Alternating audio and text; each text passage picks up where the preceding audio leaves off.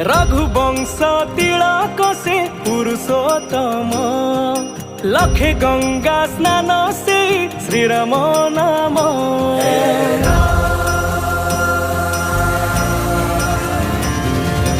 रघुवंश तिलक से पुरुषोत्तम लखे गंगा स्नान से श्रीराम नाम।